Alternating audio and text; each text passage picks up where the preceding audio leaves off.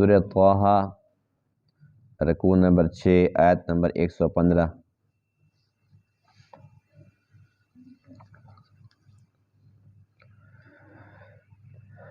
اعوذ باللہ من الشیطان الرجیم،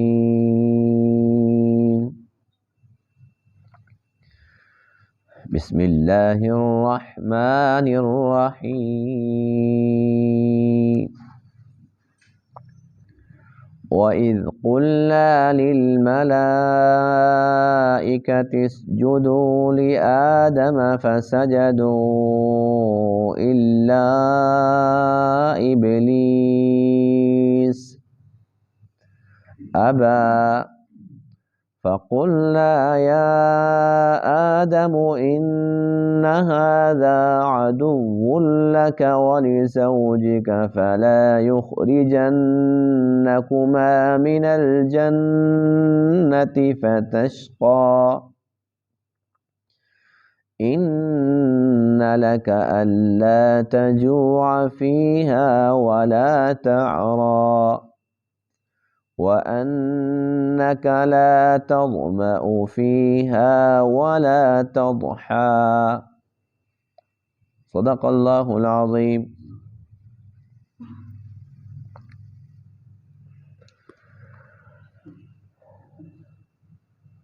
آج کے درس میں آیت کریمہ میں حضرت آدم علیہ السلام کا تذکرہ ہے، جنہیں اللہ تعالیٰ نے چند نصیحتیں فرمائی، اور یہ اس وقت کی بات ہے جب اللہ تعالیٰ نے آدم علیہ السلام کو پیدا فرمایا اور تمام ملائکہ کو حکم دیا کہ تم آدم کے سامنے سجدہ کرو۔ تمام فرشتوں نے تو سجدہ کر لیا، لیکن ابلیس اکڑ گیا۔ ابلیس اگرچہ فرشتہ نہیں تھا، جنات میں سے تھا، لیکن عبادت اتنی کی تھی کہ اس کا یوں سمجھ لیں کہ شمار فرشتوں میں ہونے لگا تھا۔ فرشتہ نہیں تھا، فرشتوں کے ساتھ رہتا تھا۔ اس نے انکار کر دیا کہ میں اس کو سجدہ کروں تو کیوں، اور یہ بھی کہا کہ میں اس سے بہتر ہوں۔ جب میں بہتر ہوں تو پھر بہتر غیر بہتر کے سامنے کیسے جھک سکتا ہے؟ اللہ تعالیٰ نے اس کو جنت سے محروم فرما دیا، جنت سے نکال دیا، اور اس کے اوپر لعنت فرمائی۔ تب شیطان نے قسمیں کھائی کہ اب میں اپنا بدلہ ضرور لوں گا۔ جب میں جنت سے محروم کر دیا گیا تو اب میں اولاد آدم کو بھی جنت سے محروم کر کے چھوڑوں گا۔ تو اللہ فرماتے ہیں کہ ہم نے آدم علیہ السلام کو یہ سارا کچھ پہلے سمجھا دیا تھا کہ یہ جو شیطان ہے تیرا بھی دشمن، تیری بیوی کا بھی دشمن، بس اس سے بچ کے رہنا، ایسا نہ ہو کہ تجھے جنت سے نکلوا دے۔ جنت کے اندر تو جو کچھ ملتا تھا بغیر مشقت کے ملتا تھا۔ جنت کی ہر ایک نعمت اللہ تعالیٰ کی طرف سے مفت کے اندر ملتی تھی۔ تو اللہ فرماتے ہیں کہ اے آدم، اگر آپ جنت سے نکل گئے شیطان کی وجہ سے تو پھر یہ سب کچھ ملے گا ضرور، لیکن ملے گا مشقت سے۔ جیسے جنت میں سب کچھ بغیر مشقت کے ملتا ہے، دنیا کے اندر ایسے نہیں ملے گا۔ دنیا کے اندر ہر ایک نعمت کے لیے محنت کرنی پڑے گی، مشقت کرنی پڑے گی، اس لیے شیطان سے بچ کر رہنا۔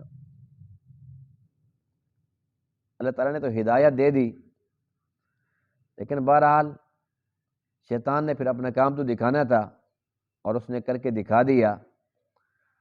شیطان کی کارستانیوں کا تذکرہ کل کے درس میں ہوگا انشاءاللہ۔ اس کا ترجمہ دیکھیے۔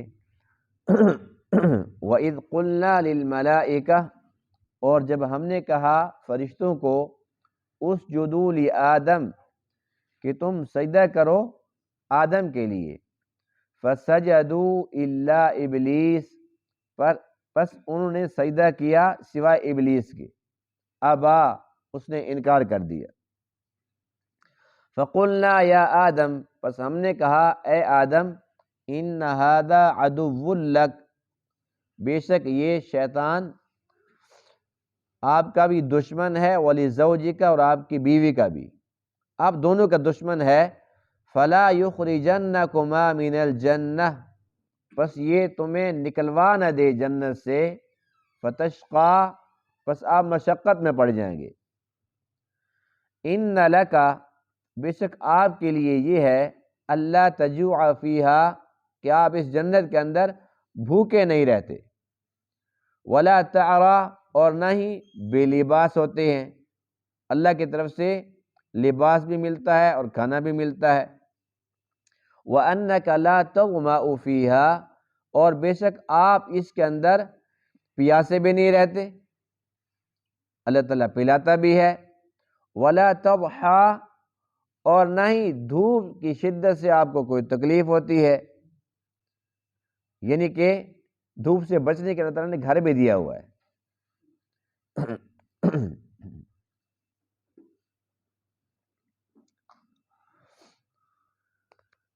اللہ تعالیٰ نے آدم علیہ السلام کو پیدا فرمایا،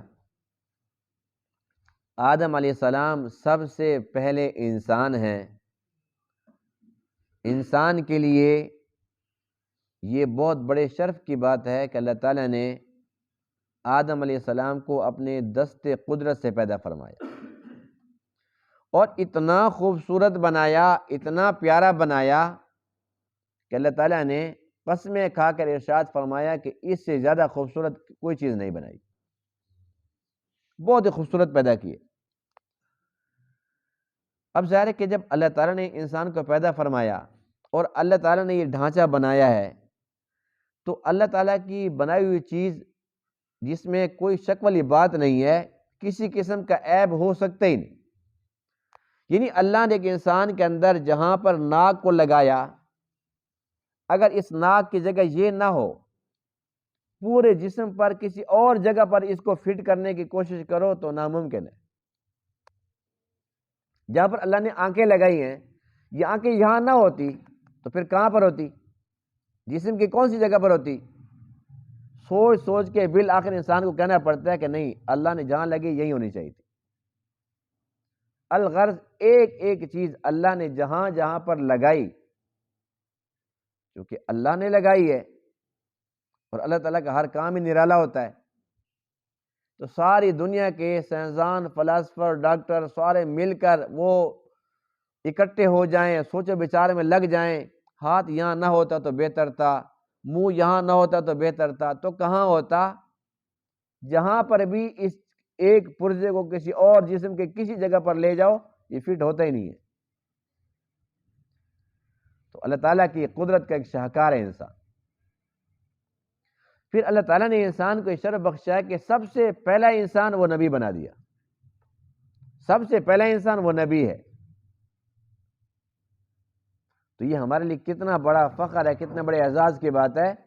اور کئی کم وقت ایسے بھی ہیں جو کہتے ہیں کہ انسان پہلے بندر تھا، نعوذ باللہ من ذالک، جو دہری قسم کے ہوتے ہیں نا، بے دین، جو اللہ تعالیٰ کے منکر ہوتے ہیں، جو کہتے ہیں جی بس انسان خود بخود بن گیا، جب خود بخود بنے گا تو پھر وہ ایسے ہی بنے گا جیسے ان کا گمان ہے کہ جی پہلے بندر تھا، پھر ترقی کرتے کرتے پھر اس کے بعد بندہ بن گیا۔ یہ بات اگرچہ کچھ سائنسدانوں نے کی، سب نے نہیں کی، کچھ کا یہ خیال ہے، لیکن اگر ان کی بات کو سچ مان لیں، وہ کہتے پہلے بندر تھا، ترقی کرتے کرتے کرتے پھر وہ انسان بن گیا۔ پہلی بات یہ ہے کہ بندر ترقی کرتے کرتے اگر انسان بن سکتے ہوتے تو جتنے بندر باقی بچے ہوئے ہیں وہ کیوں ترقی نہیں کر رہے؟ ان کی ترقی کیوں رکی پڑی ہے؟ اس وقت بندر نے ترقی کر لی، کرتے کرتے وہ انسان بن گئے، جو باقی بچ گئے وہ کیوں ترقی نہیں کرتے؟ دوسرا یہ کہ اگر انسان نے بندر سے انسان ہونے تک یہ سفر طے کر لیا تو اس سے آگے بھی تو چلنا چاہیے تھا اس کو، یہ بھی آگے نہیں جا رہا۔ اس کا مطلب یہ ہوا کہ جن سائنسدانوں کا، جو کافر سائنسدان ہیں، جن کا یہ نظریہ ہے کہ انسان پہلے بندر تھا، شاید وہ بندر کے اولاد ہوں، لیکن ہم تو الحمدللہ ہم تو نبی کی اولاد ہیں۔ اللہ نے کتنا پیارا عقیدہ دیا ہمیں مسلمانوں کو، الحمدللہ کہ جب ہم قرآن پڑھتے ہیں، احادیث کا مطالعہ کرتے ہیں تو ایمان تازہ ہو جاتا ہے، اللہ تعالیٰ سے محبت اور بڑھ جاتی ہے۔ الحمدللہ ہم کیوں پہلے بندر ہوتے، ہم کیوں بندروں کے اولاد ہوتے؟ الحمدللہ ہم تو آدم کی اولاد ہیں، ہمارا باپ تو نبی ہے، ہم تو نبی کی اولاد ہیں الحمدللہ۔ سب سے پہلا انسان اللہ نے نبی بنایا، لیکن یہ مت ماری جاتی ہے نا جب انسان اللہ کے در کو چھوڑ دیتا ہے، اللہ تعالیٰ کے قرآن کی طرف، اللہ کے نبی کے فرمان کی طرف توجہ نہیں کرتا، تو پھر ظاہر سی بات ہے شیطان نے اس کو یہی کہنے کہ پہلے بندر تھا، اب کہاں بندر اتنی بڑی دم وہ کہاں چلی گئی؟ بہرحال یہ فضول سی باتیں ہیں۔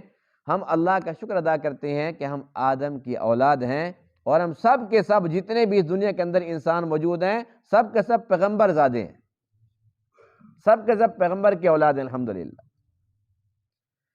اچھا، آدم علیہ السلام سے لے کر نوح علیہ السلام تک جتنی بھی مخلوق پیدا ہوئی، جتنے وہ بڑھتے رہے، جب طوفان آیا تو طوفان کے اندر جو 80-82 کشتی کے اندر سوار تھے نوح علیہ السلام کے ساتھ، صرف وہ بچے، اور پھر بھی ان کی نسل آگے نہیں چلی، نسل چلی تو صرف اور صرف نوح علیہ السلام کے 3 بیٹوں کی، سام، حام، یافس، 3 بیٹوں کی اولاد اس وقت دنیا کے اندر موجود ہے۔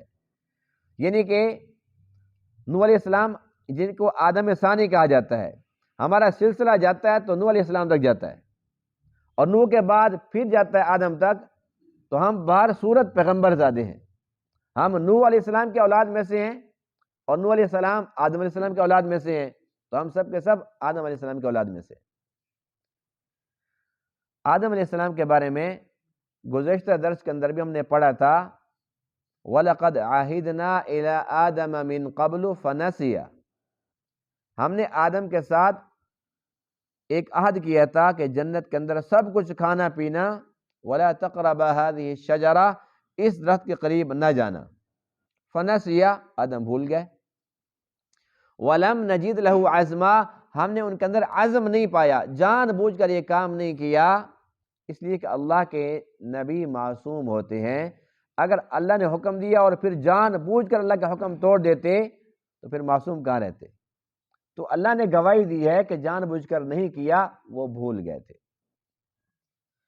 جب اللہ تعالیٰ نے آدم علیہ السلام کو پیدا فرمایا، ابھی تک روح نہیں ڈالی تھی، شیطان کو پہلے سے ہی جلاب لگ گئے۔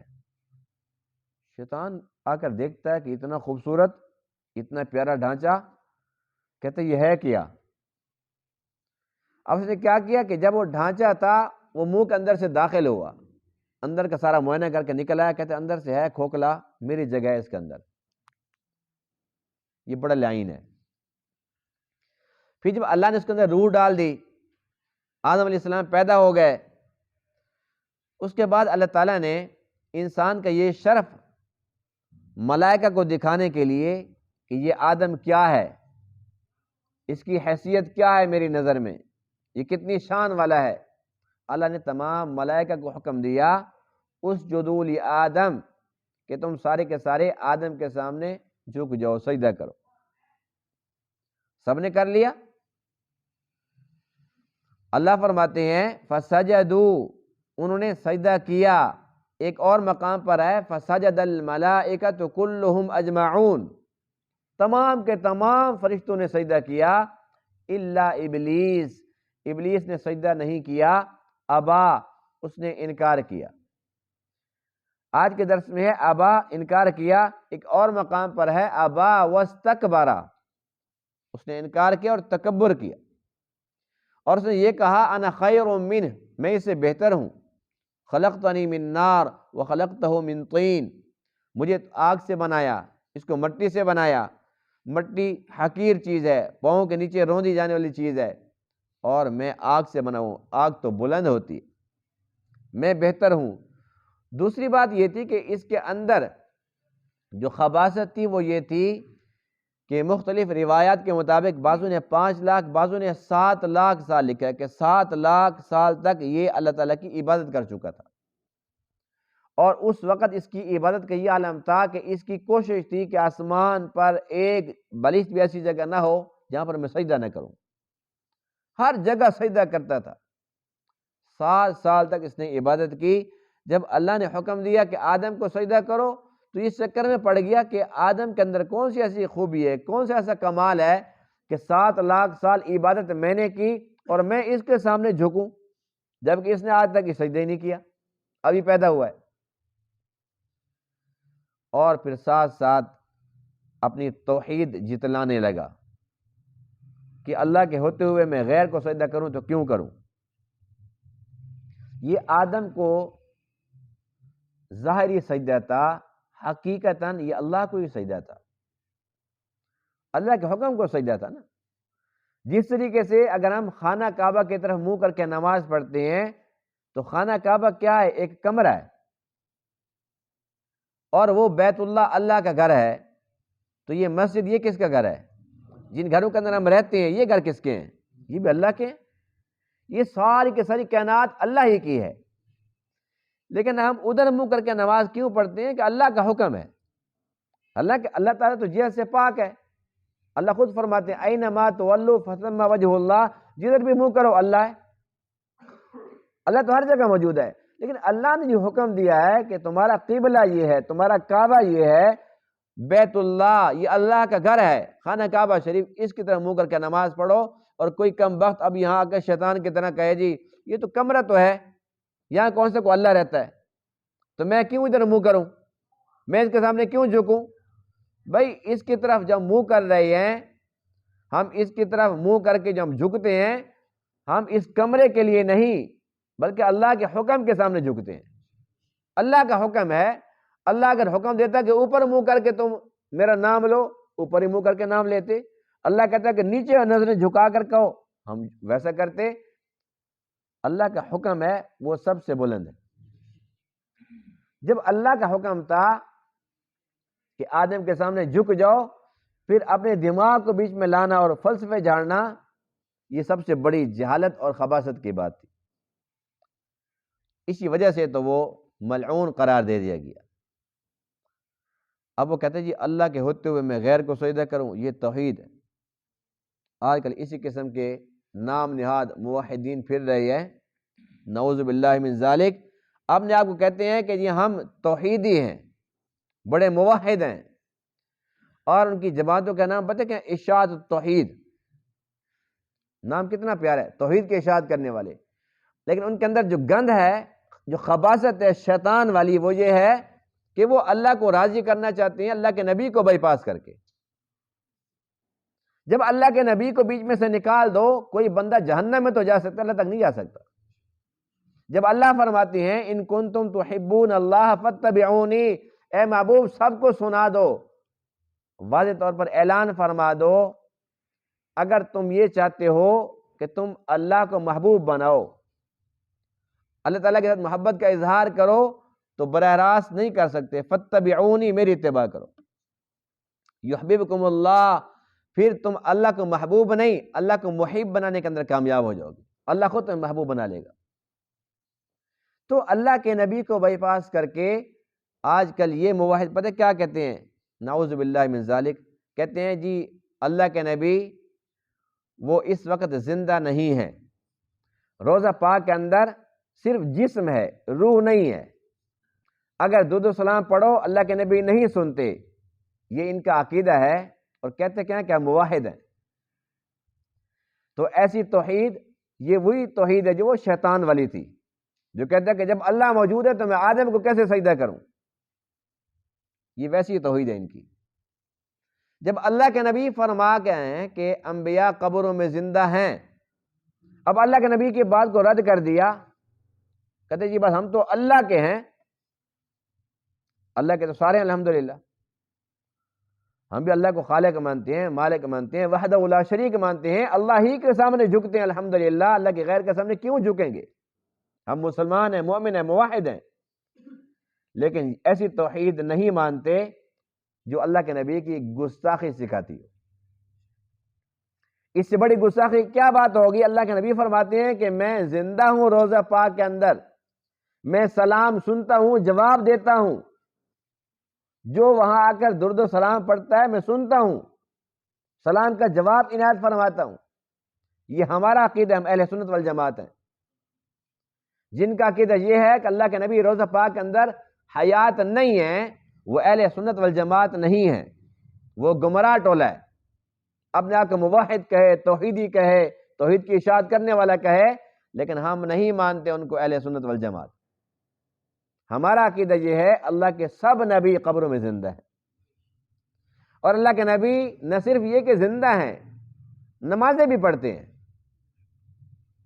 اللہ کے ہاں سے جیسے شہداء کو روزی ملتی ہے، شہیدوں کی زندگی کم ہے اللہ کے نبیوں کی زندگی کے مقابلے میں۔ اللہ کے نبیوں کی حیات تو بہت اعلیٰ ہے۔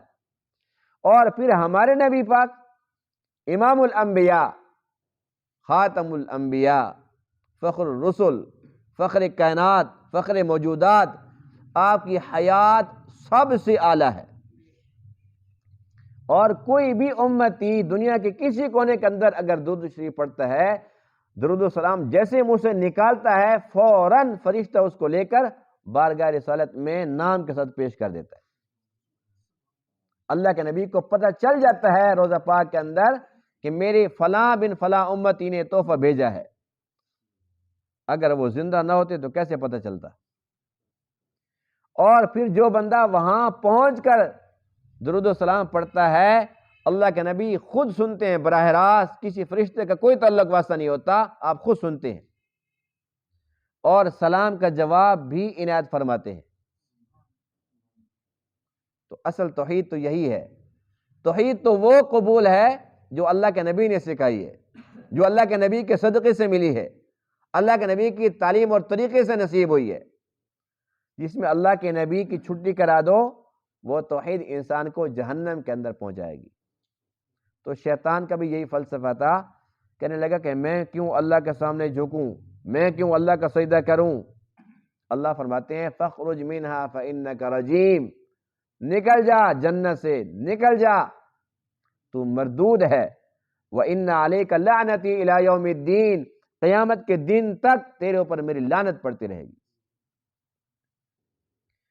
اب شیطان نکل تو گیا، اللہ کا جو حکم تھا نکلنا پڑا۔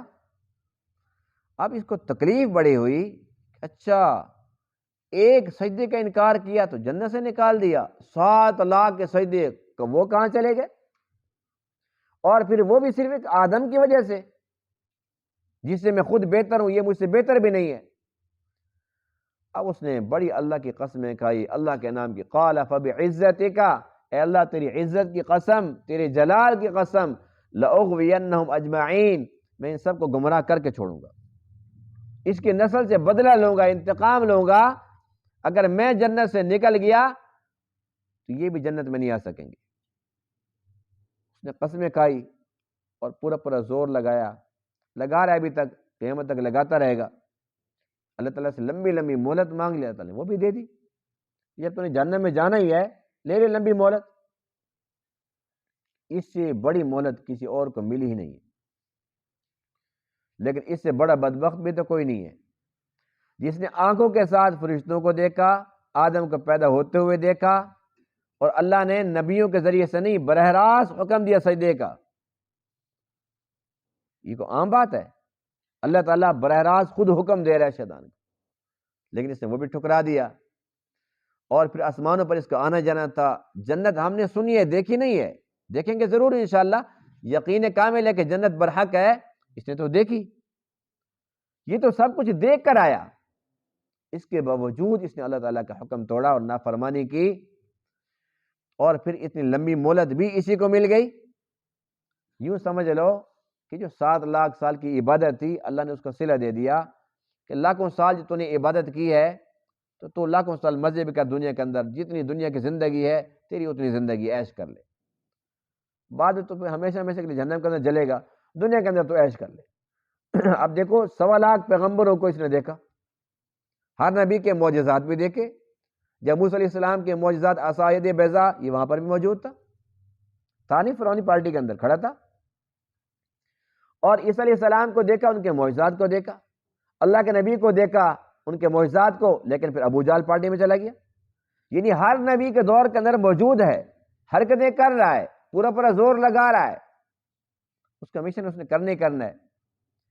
لیکن اللہ تعالیٰ کو آدم سے بڑا پیار تھا، اللہ نے آدم کو نصیحت کی، سمجھایا، یا آدم ان ھذا عدو لک ولزوجک، اے آدم یہ شیطان آپ کا، آپ کی بیوی کا دشمن ہے، فلا یخرجنکما من الجنہ، تمہیں جنت سے نکلوا نہ دے، بس یہ خیال رکھنا۔ انسان بھول جاتا ہے نا، اللہ تعالیٰ نے تو سمجھا دیا یہ تمہارا دشمن بھی ہے، سب کچھ ہے، اور یہ بتا دیا کہ اگر نکل گئے جنت سے فتشقیٰ، تو مشقت میں پڑ جاؤ گے۔ اور پھر مشقت کس چیز کی؟ 4 چیزوں کا تذکرہ آج کے درس کے اندر ہے۔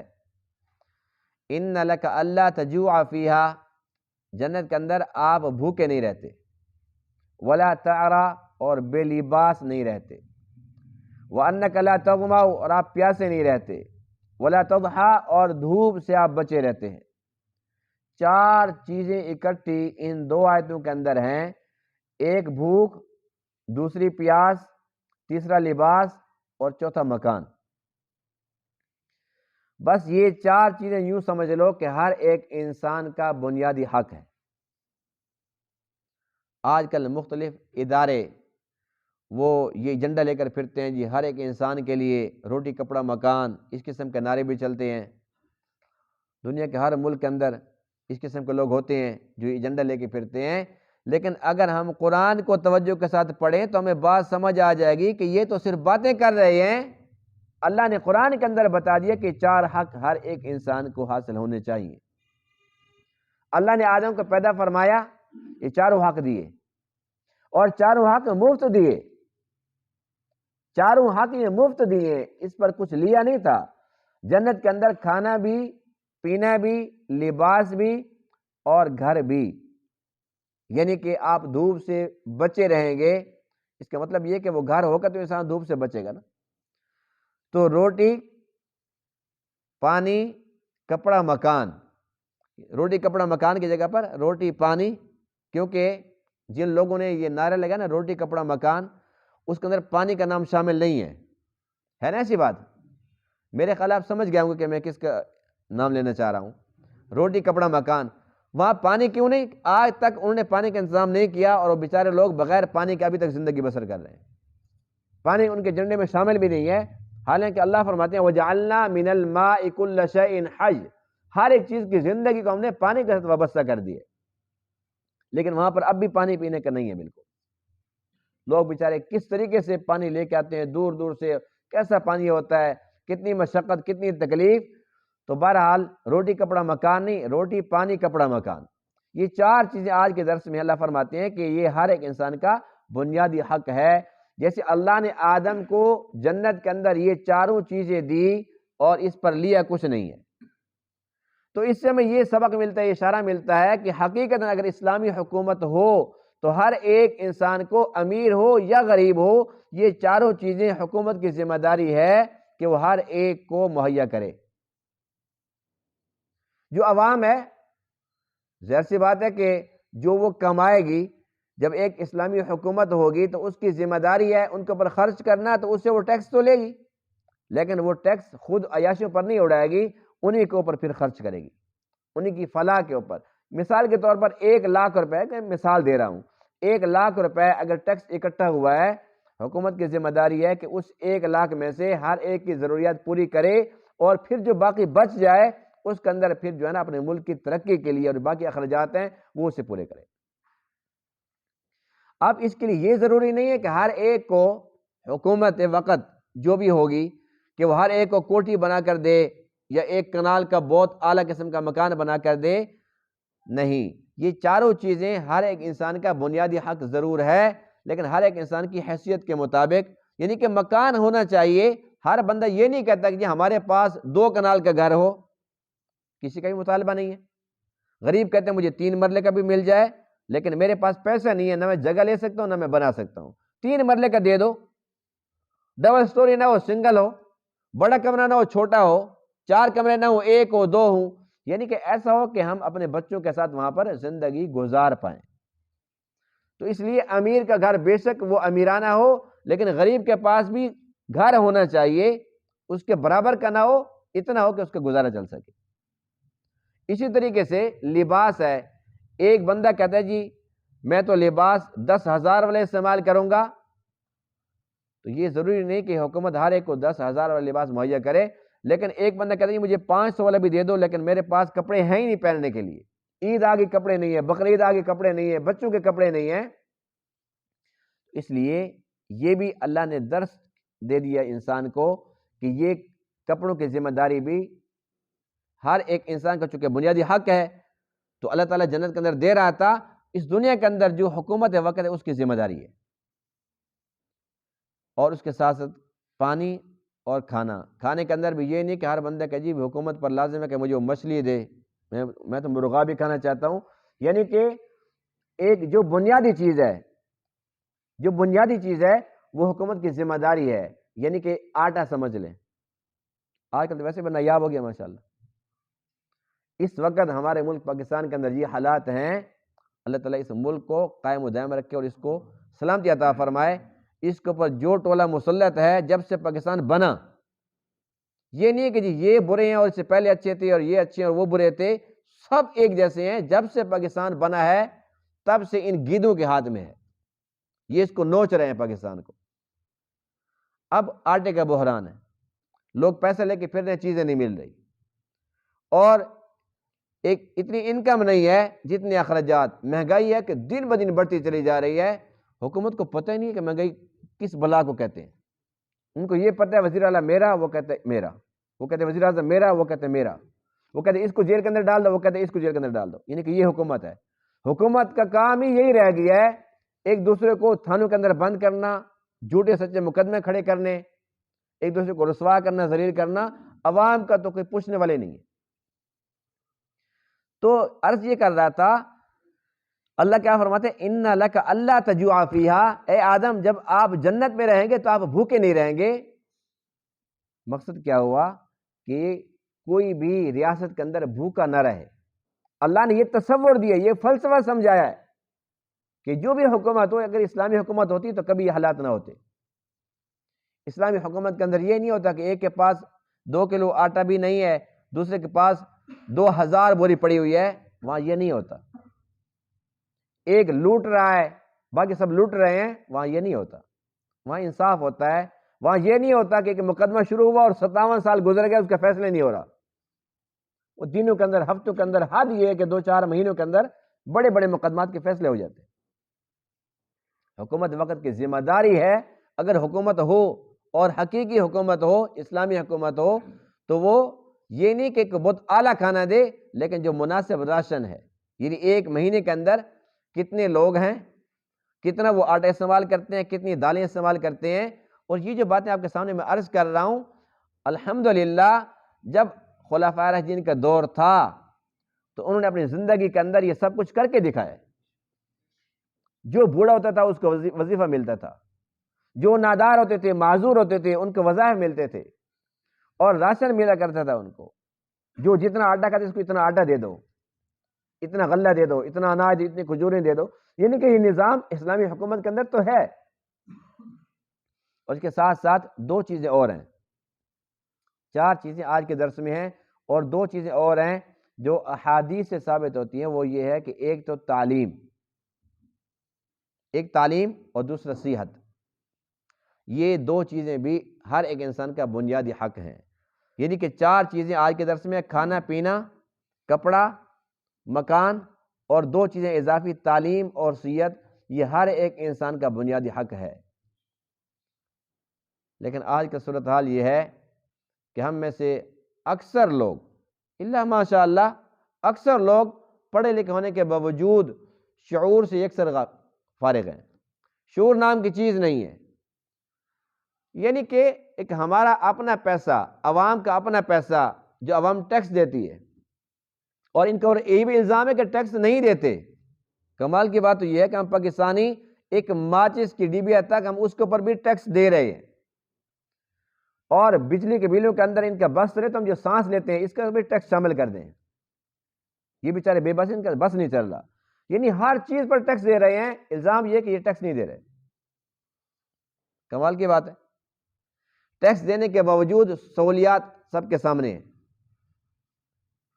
تو یہ ساری کی ساری چیزیں جو ہے نا، صحت ہے، اب یہاں پر صحت کا معاملہ یہ ہے کہ ایک غریب بندہ بیچارہ، اس کو کوئی بڑی تکلیف اللہ نہ کرے آ جائے تو وہ مر تو سکتا، اس کا علاج نہیں ہو سکتا، اور جو مسلح ٹولہ ہے فوراً لندن بھاگ جائیں گے، امریکہ بھاگ جائیں گے، دبئی بھاگ جائیں گے، وہاں پر ہسپتال بنے ہوئے ہیں، سہولیات ہیں، پیسہ کس کا ہوگا؟ ہمارے ٹیکسوں والا۔ لیکن ہماری عوام کے اندر شعور اتنا ہے کہ جس نے ایک نالی بنا دی، ایک گلی کے اندر اگر تھوڑی سی ایک سڑک بنا دی، ہم کہتے ہیں اس نے ہمیں خرید لیا جی، اس نے ہمیں خرید لیا، جیسے کہ اس کے باپ کا پیسہ تھا اس نے جیب سے لگا دیا ہو۔ بھی ہمارا پیسہ اگر اس نے اسے 4 آنے لگا دیے، باقی تو خود کھا گئے۔ ہمارے اندر شعور نہیں ہے، اس میں ہم پس رہے ہیں۔